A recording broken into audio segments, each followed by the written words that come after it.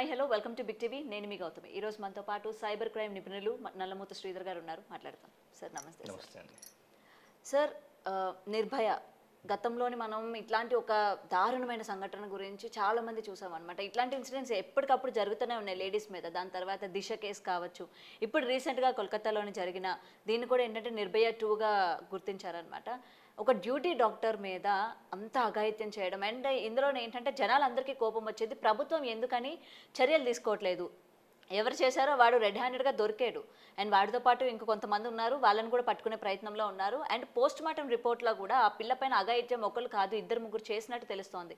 రీసెంట్గా ఆ స్పర్మ్ కూడా ఎంత క్వాలిటీలో అంటే ఎంత మోతాదులో ఉందన్న విషయం కూడా తెలిసింది. ఇంత తెలిసినా సరే ఎందుకు చర్యలు తీసుకోవట్లేదు గవర్నమెంట్ పడిపోతుందని ఏమైనా ఆలోచిస్తున్నారా అన్న విషయాలు చాలా రైజ్ అవుతా ఉన్నాయి. సో దీన్ని మనం ఎలా చూడొచ్చు అంటారు? ఎందుకని గవర్నమెంట్ తగిన చర్యలు తీసుకోవట్లేదు అంటారు?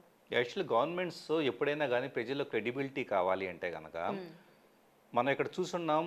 హైదరాబాద్లో ఇన్సిడెంట్ జరిగితే కనుక వెంటనే సరే ఏం జరిగినా అది ఎథికల్గా చేశారు అనెథికల్గా చేశారని పక్కన పెడితే కనుక ఎన్కౌంటర్ చేయడం అనేది జరిగింది.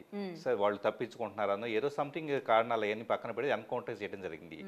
ఆ రోజు ఎన్కౌంటర్ చేసిన రోజు ఇక్కడ జరిగిన సంఘటనకి పీపుల్ ఎంత హర్షాతిరేకాలు వ్యక్తం చేస్తున్నారంటే కనుక ఇలా ఉండాలి, ఇలా యాక్ట్ చేయాలి అని చెప్పేసి ఎంతో అప్రిషియేట్ చేయడం జరిగింది.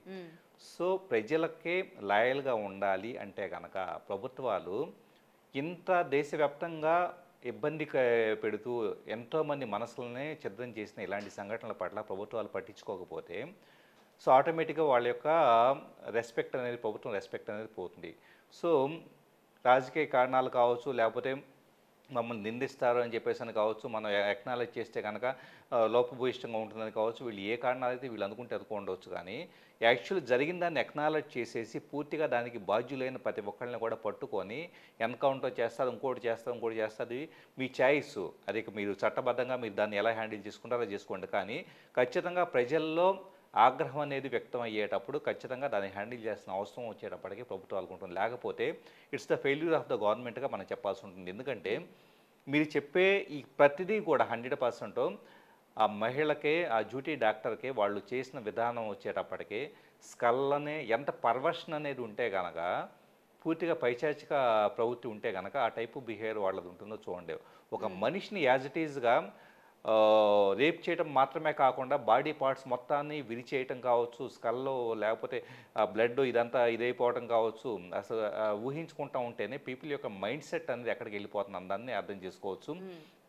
డెఫినెట్గా ముఖ్యంగా అతను ఎవరైతే ఉన్నాడో నన్ను ఏదన్నా చేసుకోండి అని చెప్పేసి అన్నాడు అని చెప్పేసానంటే ఉరి తీస్తారా తీసుకోండి అన్నట్టు కూడా చెప్తా ఉన్నాడు. ఇంకొకటి సార్, అతను ఫోన్లోని సో కాల్ వీడియోస్ కూడా దొరికినట్టు తెలుస్తుంది. అంటే ఆయన చేసే ముందు అట్లాంటి వీడియోస్ చూసినట్టు అది కూడా.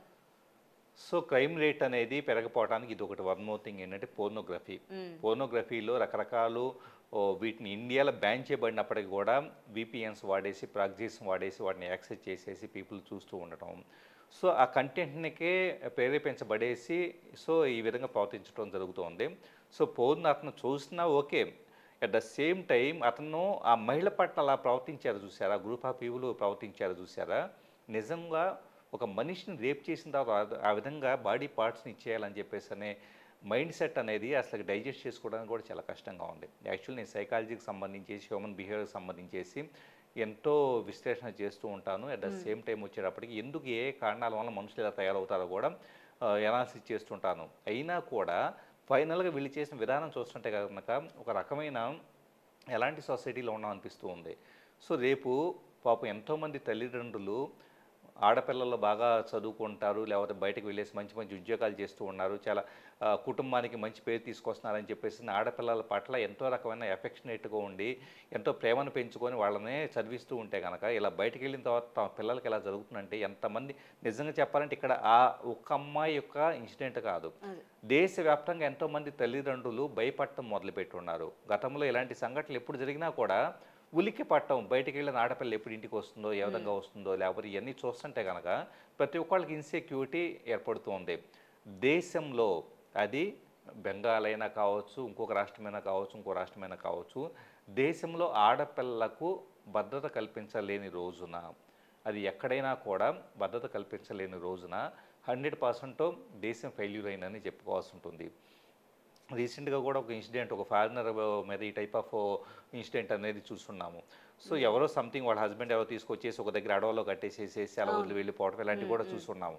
సో ఎక్కడైనా కూడా మహిళల పట్ల ఈ ఇన్సిడెంట్లో రిపీటెడ్గా మళ్ళీ జరుగుతూ ఉన్నప్పుడు ఖచ్చితంగా దీని పట్ల ప్రభుత్వాలు వెంటనే స్పందించాలి. అట్లీస్ట్ ఒక టార్గెట్ పెట్టుకొని 24 hours 48 hours వాళ్ళని పట్టుకున్న తర్వాత వాళ్ళని ఏం చేయాలో కంప్లీట్గా మీ చాయిస్గా తీసుకొని ప్రజలకే జవాబుదారీతనంగా ఉండటం ప్రభుత్వాలు చేస్తే కనుక ప్రజలకు నమ్మకం కలుగుతుంది. మీరు పట్టించుకోకుండా, ప్రభుత్వాలు పట్టించుకోకుండా సీరియస్గా తీసేసుకోకుండా ఉంటే కనుక ప్రజలు ఏమైపోవాలి? మిమ్మల్ని ఎందుకు గెలిపించాలి, ఎందుకు ఓట్లు వేయాలి, మిమ్మల్ని ఎందుకు గొప్పాళ్ళలాగా చూడాలి?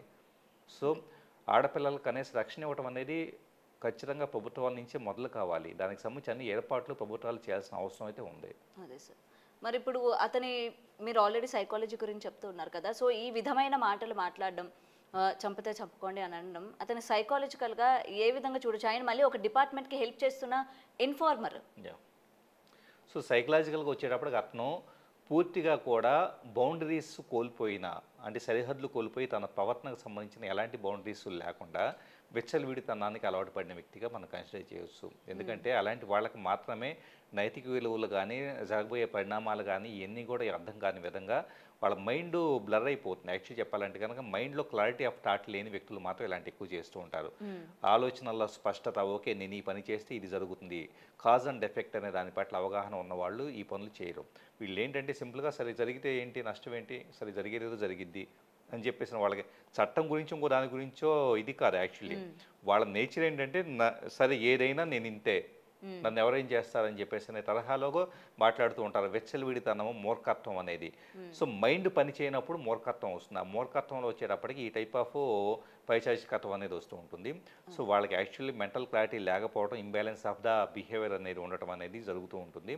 సో ఇలాంటి వాళ్ళు ఇప్పుడే కాదు, యాక్చువల్లీ చెప్పాలంటే ఇప్పుడు చాలామంది కంప్యూటర్ గేమ్స్ ఆడుతున్న మగపిల్లల్ని తల్లిదండ్రులు జాగ్రత్తగా చూసుకోండి. ఎందుకంటే మీరు కంప్యూటర్ గేమ్స్ ఆడిపిస్తున్నారు చూసారా, ఫోన్లు పట్టుకొని ఎలాగా గేమ్స్ ఆడుకుంటున్నారు చూసారా, వీళ్ళ బ్రెయిన్స్ కూడా ఖచ్చితంగా సరిగా ఎదగలేవు. వీళ్ళకి మంచి ఏంటి చెడు ఏంటి అన్నది కూడా వాళ్ళకి సరిగా డెవలప్ కాదు. ప్రాపర్ న్యూరల్ నెట్వర్క్స్ డెవలప్ కావు. మీ పిల్లలు కూడా భవిష్యత్తులో ఇలాగ తయారయ్యే అవకాశం లేకపోలేదు. ఇది ఈరోజు చూసే మనం 1-2 సంఘటనలో అవరు గౌతమి గారు, ముందు ముందు ఎలాంటి పీపుల్ని ఎక్కువ మందిని చూడాల్సిన పరిస్థితి ఏర్పడుతుంది. కాబట్టి సొసైటీ మొత్తం అలర్ట్ అవ్వాల్సిన అవసరం ఉంది. ఎందుకంటే సొసైటీ మొత్తం టెక్నాలజీ ఓవర్ యూసేజ్ వలన బ్రెయిన్, కాన్షియస్నెస్, బౌండరీస్ ఇవన్నీ కోల్పోయేసి సరే కానీ జరిగితే తర్వాత చూసుకుందాం అన్నట్లు ఎట్లా పడితే అట్లా ప్రవర్తించడం అలవాటు అయిపోతూ ఉంది. సో ఖచ్చితంగా కూడా ఇది హైలీ అలార్మింగ్ టైం అని చెప్పేసి మనం చెప్పుకోవాల్సి ఉంటుంది. సో ఏదైనా జరిగింది ఇంకా వేరే ఆడపిల్లకి జరగకూడదు అని కోరుకుందాం సార్. ఇంకొకటి ప్రభుత్వం కూడా ఏదైనా సరే వెంటనే రియాక్ట్ అయ్యి, మనకి లాస్ట్ టైం ఎలా అయితే దిశ కేసు అలాగే ఎలా అయితే రియాక్ట్ అయ్యారో, పోలీసులు ఎంత బాగా రియాక్ట్ అయ్యి వాళ్ళని ఎన్కౌంటర్ చేశారో, సో ఇక్కడ కూడా ఎన్కౌంటర్ చేయాలనే చాలా మంది కోరుకుంటున్నారు. మరి చూడాలి సార్ ప్రభుత్వం ఎటువంటి చర్యలు తీసుకోబోతుంది ఏంటి. అండ్ ఆడవాళ్ళు బయటకు వెళ్ళాలన్నా కూడా భయపడుతూ ఉన్నారు ఇట్లాంటి ఇన్సిడెంట్ జరిగేటప్పుడు. సో వాళ్ళకు కూడా ప్రభుత్వం ఒక ధైర్యాన్ని కల్పించాలని అయితే కోరుకుందాం sir. Thank you. For more videos like this, subscribe Big TV channel.